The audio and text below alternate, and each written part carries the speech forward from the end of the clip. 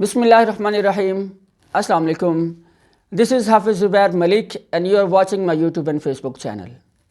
آج میں آپ سے ایک بہت ضروری بات شیئر کرنا چاہتا ہوں کہ قرآن مجید کی ایک آیت کا ترجمہ آج میں پڑھ رہا تھا، اور جب میں نے اس پر غور کیا تو مجھے یہ چیز محسوس ہوئی کہ 80% سے زیادہ لوگ جب اس آیت کو بیان کرتے ہیں اور خاص طور پر اس کے ترجمے کی تفسیر کو بیان کرتے ہیں تو وہ آؤٹ آف کانٹیکسٹ بات کرتے ہیں، کیونکہ جہالت اور گمراہی کی وجہ سے ہماری یہ عادت بن چکی ہے، بلکہ ہمارا یہ المیہ ہے کہ ہم آدھا سچ ہی بیان کرتے ہیں. سورۃ النور کی آیت ہے کہ الخبیثات للخبیثین والخبیثون للخبیثات، کہ ناپاک مردوں کے لیے ناپاک عورتیں اور پاک مردوں کے لیے پاک عورتیں ہیں. لیکن جب اس آیت کے ترجمے کو بیان کیا جاتا ہے تو بیشتر اوقات اس کو دنیاوی اعتبار سے سمجھا جاتا ہے. ہمیں یہ معلوم ہونا چاہیے کہ قرآن مجید کی کسی بھی آیت کو سمجھنے کے لیے ہمیں پہلے اس کا سیاق و سباق دیکھنا پڑتا ہے، اور قرآن صرف انہی لوگوں کو سمجھ آتا ہے جو تدبر کرتے ہیں، اور جب آپ سیاق و سباق کر رہے ہوتے ہیں تو ایکچولی آپ تدبر میں جا رہے ہوتے ہیں. تو اس آیت کے تدبر یہ ہے کہ اللہ تعالیٰ یہاں پر دنیا نہیں بلکہ آخرت کے حوالے سے بات کر رہے ہیں کہ آخرت میں نیک عورتیں، پاک عورتیں پاک مردوں کے ساتھ جنت میں ہوں گی، اور ناپاک عورتیں ناپاک مردوں کے ساتھ جہنم میں ہوں گی. اور اگر اس کو ہم دنیاوی اعتبار سے دیکھیں پہلے تو اللہ تعالیٰ کے ہاں رشتہ داری کا کوئی معیار نہیں ہے. اگر اس کے ہاں رشتہ داری کا کوئی معیار ہوتا تو پھر تو فرعون کی بیوی مسلمان تھی، وہ جنت میں کیوں ہوتی؟ حضرت ابراہیم علیہ السلام کے والد جنت کی بجائے جہنم میں کیوں ہوتے؟ وہ تو اپنے والد کی بھی بخشش نہیں کرا پائے. حضرت نوح علیہ السلام کا بیٹا جہنم میں کیوں ہوتا؟ حضرت لوط علیہ السلام کی بیوی وہ جہنم میں کیوں ہوتی؟ وہ کفر پر تھی. اور علماء کا اس بات کا اجماع بھی ہے کہ نبی کی بیوی وہ چاہے کفر پر ہی کیوں نہ ہو وہ بد کردار نہیں ہو سکتی. دیکھیں، ایک فتویٰ وہ ہے جو دنیا کے مفتیان کرام دیتے ہیں اسلام کے نالج سے، اور ایک فتویٰ وہ ہے جو مفتی اعظم اللہ تعالیٰ نے خود قرآن مجید میں دیا ہے، اور اس فتوے کو دنیا کا کوئی مفتی چیلنج نہیں کر سکتا. سورۃ المائدہ کی آیت نمبر 72 میں اللہ تعالیٰ فرما رہا ہے کہ من یشرک باللہ فقد حرمہ اللہ علیہ الجنہ ومأواہ النار، کہ جو شخص شرک پر مر گیا، ایمان لائے بغیر اسے موت آ گئی، تو پھر اللہ تعالیٰ نے اس پر اپنی جنت کو حرام کر دیا ہے، اور اس کا ٹھکانہ جو ہے وہ جہنم ہے، اور وہ ہمیشہ ہمیشہ رہنے کی جگہ ہے. تو ایک تو اس آیت کو ذرا سا سمجھ لیں کہ یہ دنیاوی اعتبار سے بات نہیں ہو رہی. ایک اور بات یہ ہے کہ امام غزالی، امام شافعی رحمۃ اللہ علیہ کا ایک قول بیان کیا جاتا ہے کہ زنا ایک قرض ہے، اور وہ قرض آپ کے گھر سے چکایا جائے گا، خاص طور پر بیٹی کی صورت میں.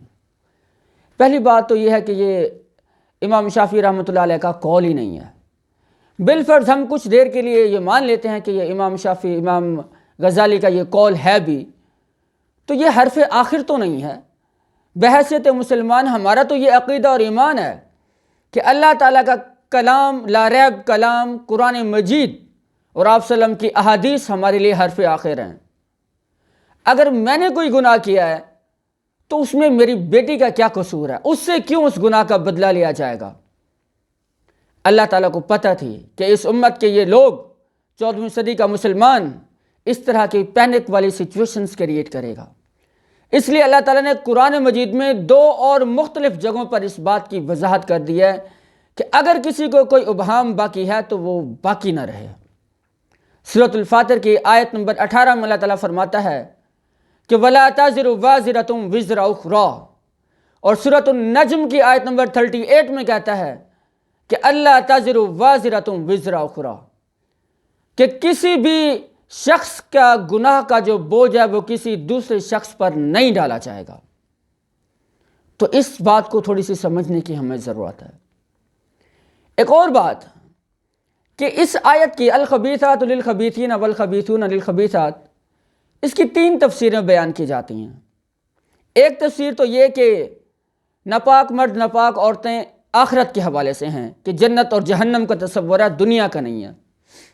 دوسری ایک بات یہ ہے کہ الخبیث سے مراد ناپاک مرد یا ناپاک عورتیں نہیں ہیں، اس سے مراد ان کی باتیں ہیں، ان کے قول ہیں، ان کی باتیں جو وہ کہتے ہیں.